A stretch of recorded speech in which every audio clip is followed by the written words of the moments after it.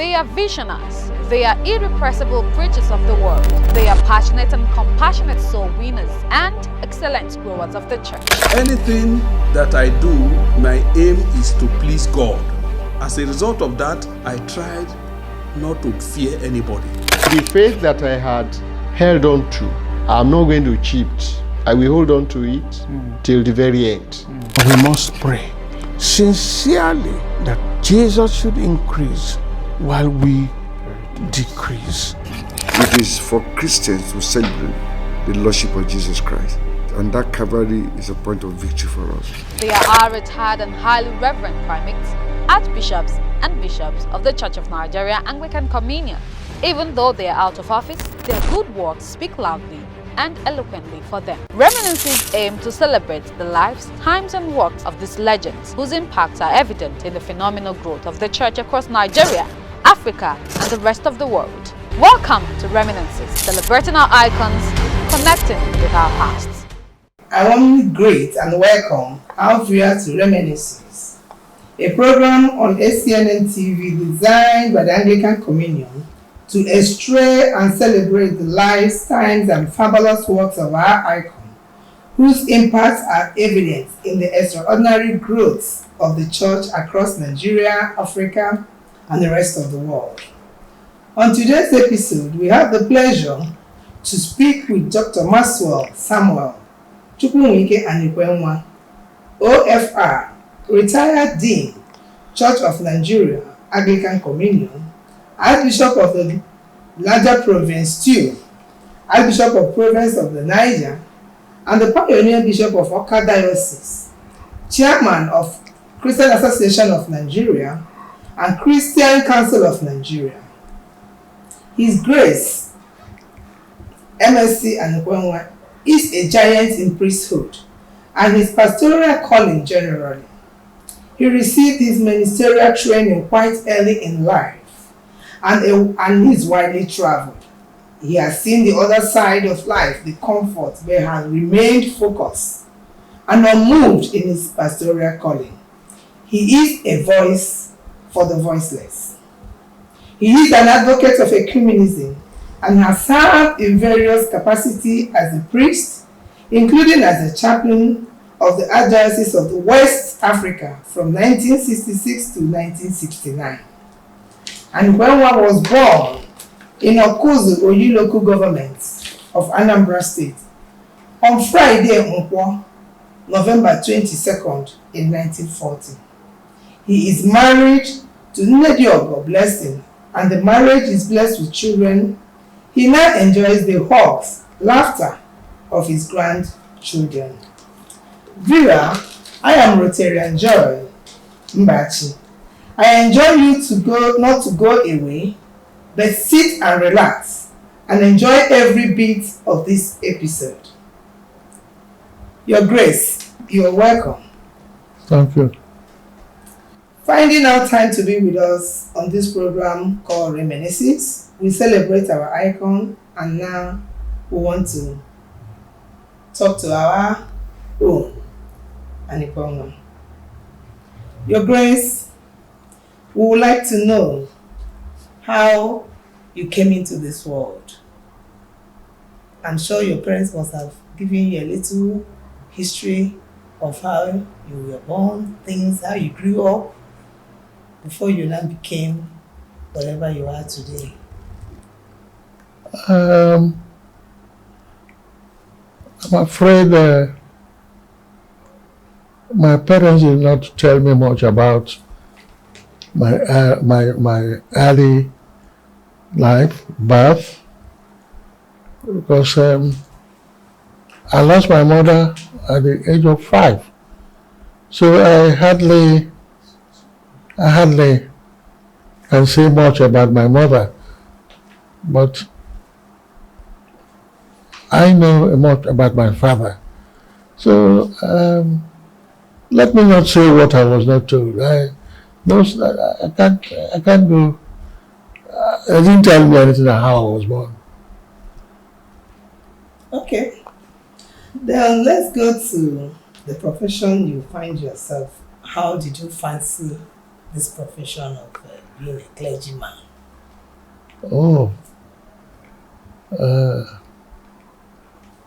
was privileged in my early life as a servant. When my mother was called to life eternal, and my father sent me to serve, to be trained by teachers, and being houseboy to teachers, you cannot but see the happenings in the church, seeing the priests, and occasionally seeing the bishop. And I saw both of them quite early in life, and I admired their comportment. I was fascinated by what they were preaching about Jesus Christ. So I think I loved them, but what made me go into the ministry is my association with a retired bishop and archbishop of Niger and province of West Africa, the late Archbishop Cecil John Patterson, whom I happened to be one of his pet boys when I was in the DMGS. That was when what I had seen before was confirmed.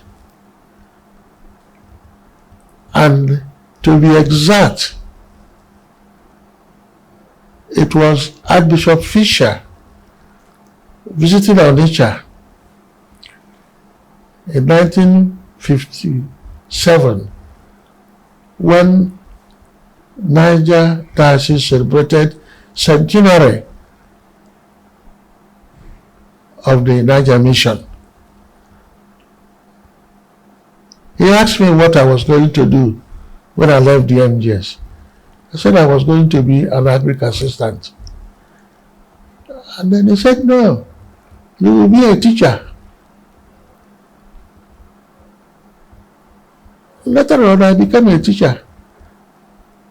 And I taught for 2 years at Oroku Grammar School. And I went to Trinity College, Umuahia for ministerial training. So that is the story of how I got here. Wow, that's interesting. And since you've been in the ministry, do you have any regrets having found yourself to be in the ministry, the vineyard of God? Of course, being in the ministry is not all sweet. There are problems.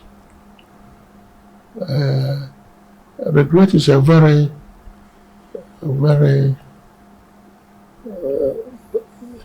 strong word.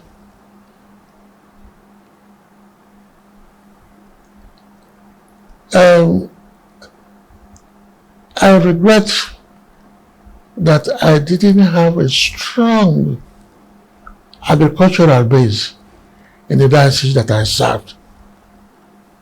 I tried to do it. I set up committees, but it never materialized. And I think it's a very, very big omission in the diocese that I served and in which I live at present. Because agriculture is the future. Okay. And we believe that you're still in the diocese. There is still hope. All hope is not yet lost. We want to look at as a man that God has called, chosen to be in this field of soul winning, how do you think we can build a godly home? That's a mundane question. Godly home, you begin with praying together, feeding together, praying and going to the Holy Book and sharing in what is read, no matter how young, no matter how old.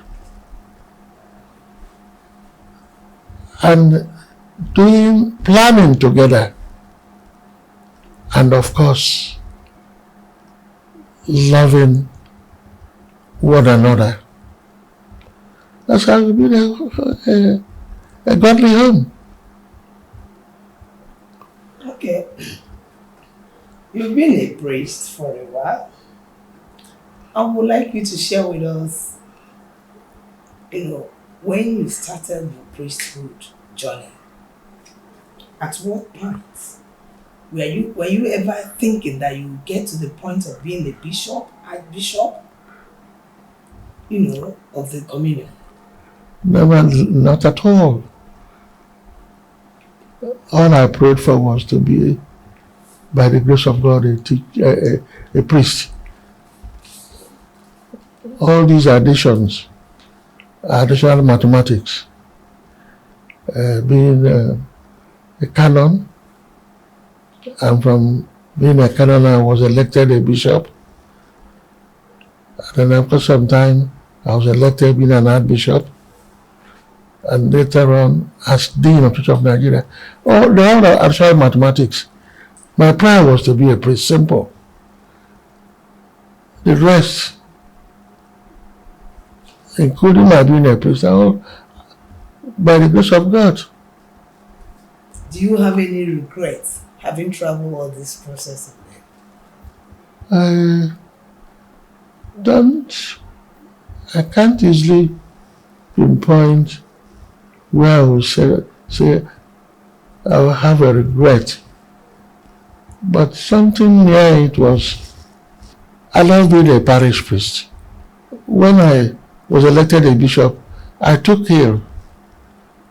And I was hospital 4 days before I came back to the vicarage. Maybe I wasn't prepared for it. Maybe I wasn't qualified. I don't know. But when I became a bishop, there was a tendency for me to say, I would like to go back to parish work. But I won't call it a regret. I wouldn't call it a regret. But the heart of a priest is in the parish, and the bishop is a priest. But being a bishop, my parishioners are the clergymen of the parish. So I will not seriously call it a regret. But all I can say sincerely, I enjoyed being a parish priest than the onerous work of being a bishop and an archbishop. Thank you so much for saying this. Important thing is winning soul for Christ, and that was your greatest pleasure, and that was your greatest achievement. Being in the house of God as a priest, as you have said that every other thing is an addition. We thank God for that privilege. Your Grace, in present day of our country today, we witness a lot of persecutions, Christian persecution in various dioceses, geopolitical zones. What do you say to all these things? How do you think this can be controlled, avoided, so that we all live in peaceful environments with each other? Well, I don't quite understand what I mean by persecution. Maybe persecution in the sense of people not allowed to practice their faith. or persecution in terms of being discriminated in office or what. But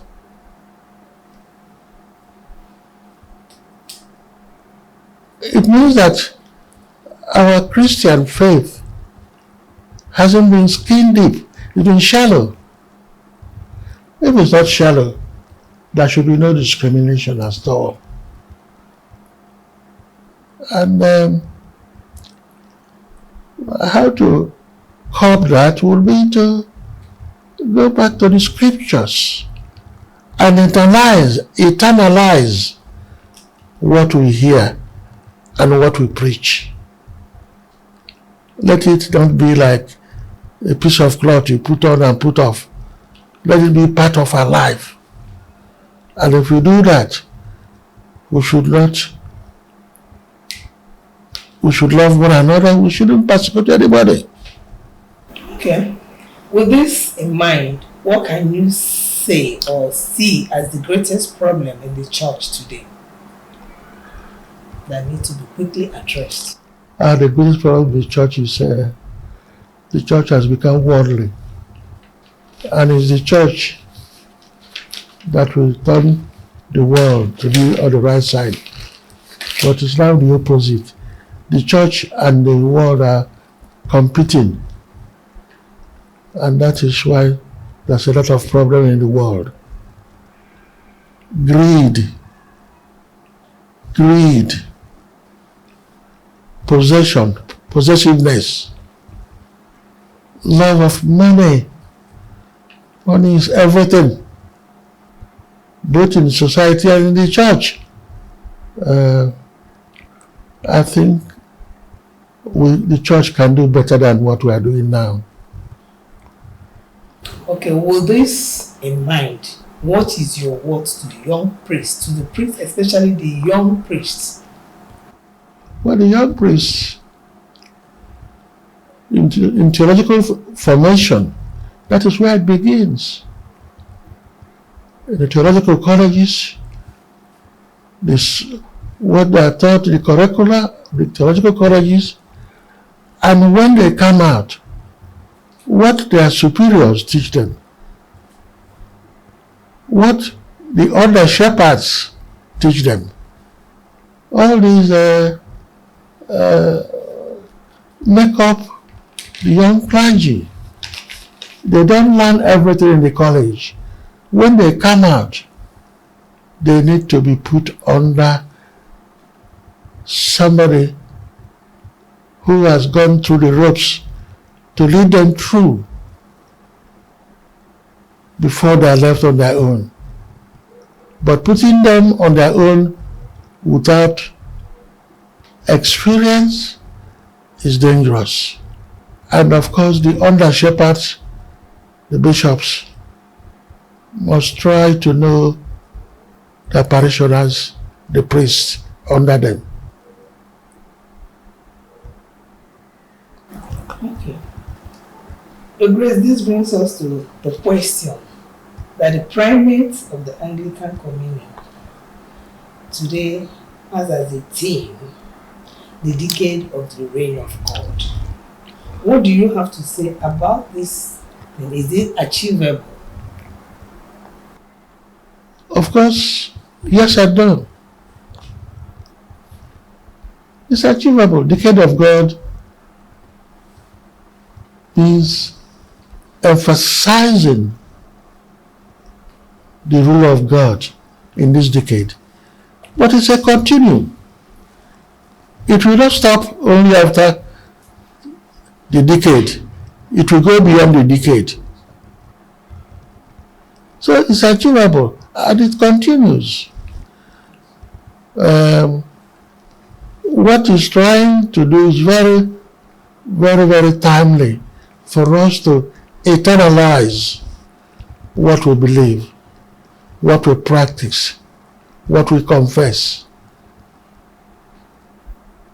And having done so, it becomes part of us, and therefore it becomes a continuum.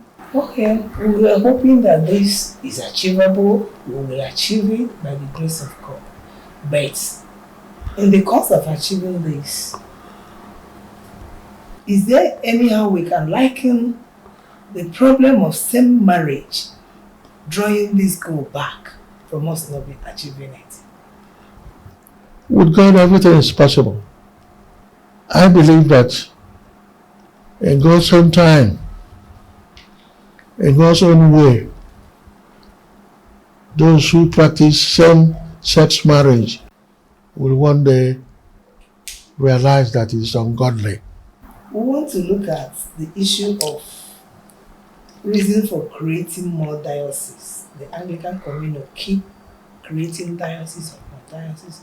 Do you see it as a way of solving the problem of evangelism in the Christendom? Yes and no.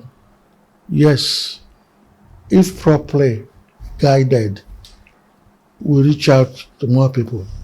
But if it's only a question of putting up structures, it will not help evangelism. Because evangelism, of course, and mission go together. And mere creation of structures called dioceses may not necessarily, in some cases, support evangelization. It may create even more problems if care is not taken. All right. Let's look at, if your time is to be rewind back, what do you think you could have done now that you didn't do during your own time to better what we are talking about today in the Anglican Communion? If I will come back as a bishop or as a priest? Yes, if you have come back as a priest, growing up, looking at that, we get to this point, and when you have the authority to change things, to bring things, what is it that you could have done that you didn't do your time, that you feel that if you have this chance back, you could have put this in line to ensure that the goal of making this Anglican Communion what it should be is achieved? That's a very good question. I could only have done that as a bishop, as an under shepherd, realizing that autonomy of a diocese is subsumed by the collegiality of bishops. I would have pressed that the under shepherds fully understand what a diocese, being autonomous, what it means. It is not doing what you like. That we are supposed to be under the collegiality of the bishops. That's the strength. Okay. These days, we have a lot of people trying to run into priesthood, get job. I don't know if there's a particular way priests are being called in Anglican Communion to ensure that these tenets, these basic principles in Anglican Communion are respected. This is about the most important area of the church. Very important in the sense that as human beings, we don't know everything. But before somebody opts for priesthood, he should be examined. He should be tested. And in the college, he should be watched. It shouldn't be cash and carry program, which I hear happens in some places. If you can get money, you will be ordained. That's horrible. You will be trained 1 year. That's part of the problem of the church. If I had time, the opportunity, I would suggest that the longer the training, the better. The longer the training, the better. So that people will show what they are before they come out, and they will decide either continue or to discontinue. Well, we believe that all hope is not yet lost in that aspect. With you and others like you being around, I believe it will be a continued talking to the leadership of the Anglican Communion so that we'll get these things right. But my worry remains our youth. how do the Anglican Communion incorporate the youth fully into the system of Anglican Communion for them to actually know that this body called Anglican Communion is good enough to remold them in the right path of living? I think that our communion has structures which well organized, supervised, encouraged, will enable the youths to realize the spirituality in our communion. Like Anglican Youth Fellowship, like the EFAC with proper supervision, like Anglican ministry, children's ministry, ACM. These are avenues of bringing people together. And those who look after these people need special training. Train the trainers. We should train a good number of clergy to handle special areas that will be a youth chaplain or look after Anglican ministry.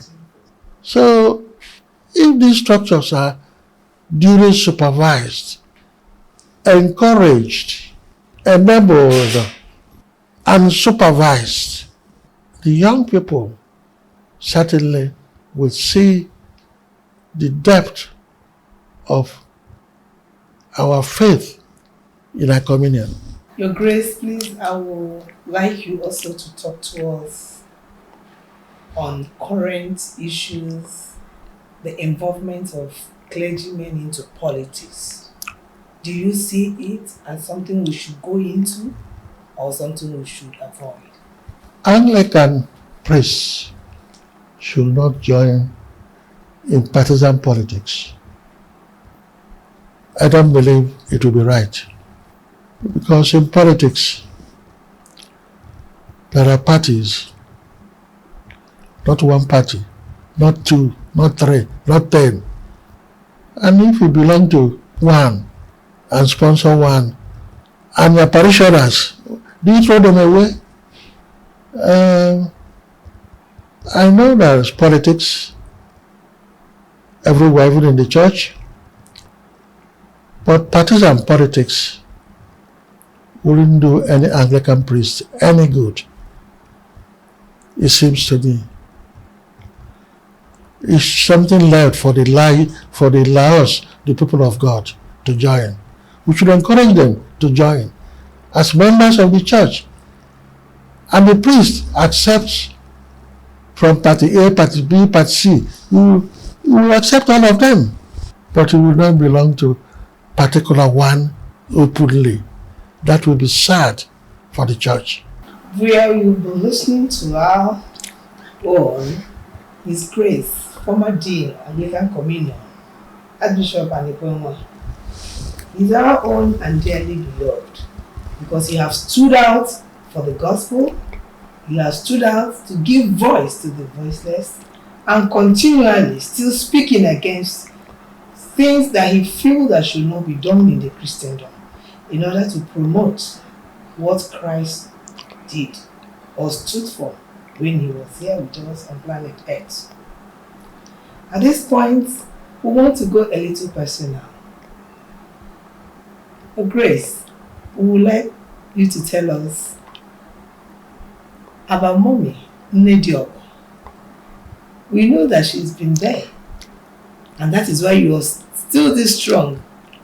And we understand that by November 20th or 22nd, you had your birthday, your 80th birthday. And I am very, very certain that without Mommy's strong support behind you, I don't know what the story will be. So we want to hear from you directly. Well, I'm over 80, not 80th. Oh, and you're looking like a still secondary school boy. I'm over 80, doing 82, on my 82 going. Wow. Mommy has been very supportive. My wife, prayerfully, very strong personality. If he believes in something, you can hardly change her mind. And it's loving and serviceable and a humble woman. I think, and above all, my wife believes strongly in the sacrament of the church, the Eucharist. I remember when I was among the bishops, they were calling me sacramental bishop. But now my wife is becoming more sacramental than myself. And so both of us are aged, but I'm aging more than herself. All to the glory of God, and let us age gracefully and with some good health. Amen. The Lord will grant that to you. But you didn't tell us how you met mommy. You just told us what she did and what she's doing. You must have been lucky to have her around you. Not everybody is that lucky. Oh, you say she is lucky to have me? No. You are lucky to have mommy.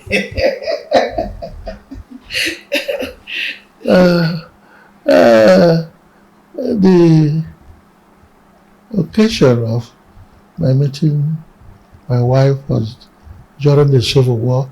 I was a padre. I was a priest, captain priest in the Biafran army. That's where I met. I was staying at Oba, under 11th Division of Biafran army. I was staying in the church. That's where I met Blessing, an elegant person, and I became interested. And one thing that attracted me was her height, because my father used to tell people, don't marry a short woman. And Blessing had a good height. I myself, I have a good height too. And so that's how it went on, and then it was blossomed. It was blessed by God. Even during the war, we were still going on. I can see the smiles still on your face, showing that the Lord picked a virtuous woman for you, and you are enjoying it. We say congratulations. Thank you very much. That grace continue till the Lord calls you back. Thank you very much. You will. That's one thing my wife says. If somebody comes to Obaria, and my village at Okozu Isuzu, and I reply, I say, Onye bia na Okozu na Ozu, you is where. That is God matchmaking the people that should be. On this note, we want to say a very big thank you to your grace for the privilege you gave us to speak with you. And we want to say happy birthday to you. Happy birthday to you. Happy birthday, happy birthday, happy birthday to you. From all of us at ACNN, we want to say, may the good Lord keep you stronger and stronger, and you will be there for us to keep teaching us, to keep leading us on the ways we follow, to the glory of God, till we meet our Lord at the last time. It's all from me, my dear viewer, Rotary Imbachi of the ACNNTV. Keep watching. Watch out for our next edition. God bless you all. Thank you very much.